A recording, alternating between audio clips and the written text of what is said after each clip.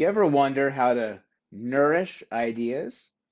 Do you ever get stuck trying to figure out what's the next step? What should I do? Well, let's consider a few things from Scientific American.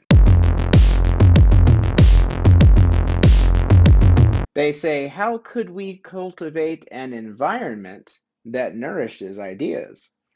They give us a recipe here, which states the recipe starts with creating a culture that encourages informal questioning and inquiry, tolerates mistakes, and promotes innovation.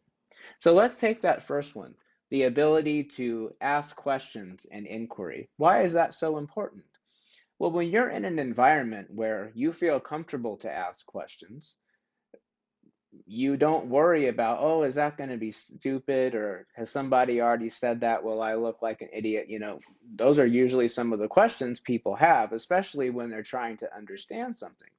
And so if you're a manager, a position, maybe you oversee a creative team, you can ask yourself, is the environment in which I work in, does it do that? Does it provide an environment for the creative people around you to ask questions, to brainstorm? Usually it takes a few minutes to get into that space with your colleagues where, you said something, maybe you've all kind of laughed and you've gotten to a point where, oh, all right, I can be a little silly and say something and there's no judgment and it's all cool. I've seen some of the best ideas come out of those brainstorming sessions.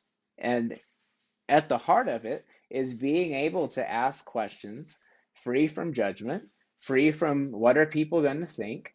And so that is absolutely crucial, creating an environment where you can ask questions openly, right? What about the second one? Tolerating mistakes. Well, it goes back to that whole idea of creating an environment where people feel safe to where they can ask questions. You don't want to make people feel bad for saying something. If they've made a mistake, um, they may be less hesitant to ask questions, or maybe if they get something wrong, uh, if someone snaps at you and says, "No, that's not it. That's not how it works." You're like, God, you're so stupid. Like if people say things like that, how is that person going to react when they hear that? They're going to shut down, right? They're not going to feel as open. They're not going to feel uh, engaged to share their opinion with you. So that's an obvious one. What about promoting innovation? That's kind of a tough one because if you get the equation right and you get this environment set up where people can ask questions, you tolerate mistakes, that is the preparation that is needed for innovation. Because creativity is described by some as a problem-solving process. Others say it's combining things to create something new, and all those things are true in different contexts. But when you think about promoting innovation, to innovate, to do something new, that can be challenging. And so sometimes you might ask questions and get a good understanding of something technically, but then realize that, well, if I wanted to sell a computer, I don't sit there and say like every single chip and every single little part and screw, like that is at the wrong level of analysis. You're getting so granular and detailed with what this thing is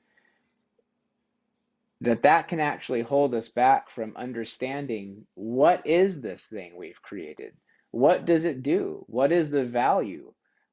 Sometimes combining things, you might have the value from product A and you have the value from product B, and they both can contain their own value. And when brought together, you could say, well, A plus B equals this. But sometimes there's additional value that it takes you a while to see from combining these things. And so you need time to think about things, to process things, to look for the value, to say, what does this new thing do in this new context that I haven't thought of before.